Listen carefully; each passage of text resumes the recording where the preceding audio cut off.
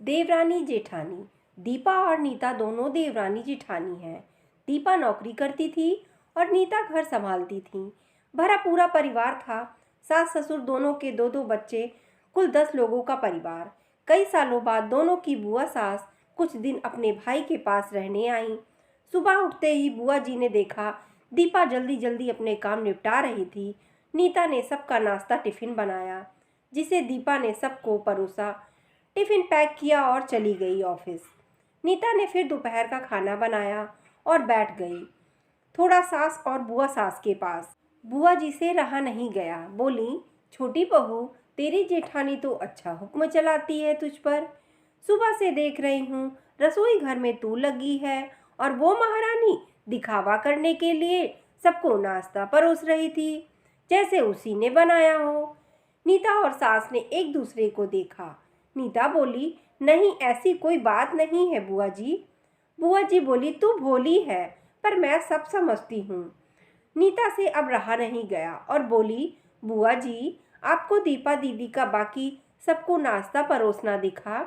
शायद ये नहीं दिखा कि उन्होंने मुझे भी सबके साथ नाश्ता करवाया, मुझे डांट कर पहले चाय पिलाई, नहीं तो सबको खिलाकर और टिफिन पैक करने में मेरा नाश्ता तो ठंडा हो चुका रहता। मैं खाती ही नहीं। दीदी सुबह उठकर मंदिर की सफाई करके फूल सजा कर रखती हैं, तो मम्मी जी का पूजा करने में अच्छा लगता है। मैं तो नहाकर आते ही रसोई में घुस जाती हूँ। शाम को आते हुए दीदी सब्जियाँ भी लेकर आती हैं, क्योंकि आपके भतीजों को रात लेट हो जाती है, तब ताज़ी सब्जियां नहीं मिलती।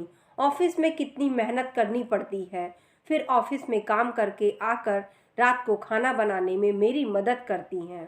वो मेरी जिठानी नहीं, मेरी बड़ी बहन है। मैं नहीं समझूंगी तो कौन समझेगा?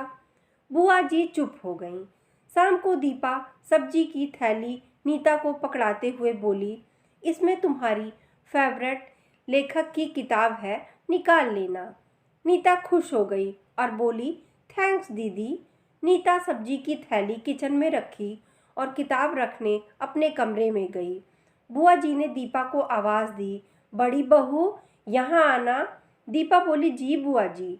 बुआ जी बोली, तुम इतनी मेहनत करके कमाती हो और ऐसे फालतू किताबों में पैसे व्यर्थ करती हो, वो भी अपनी देवरानी के लिए।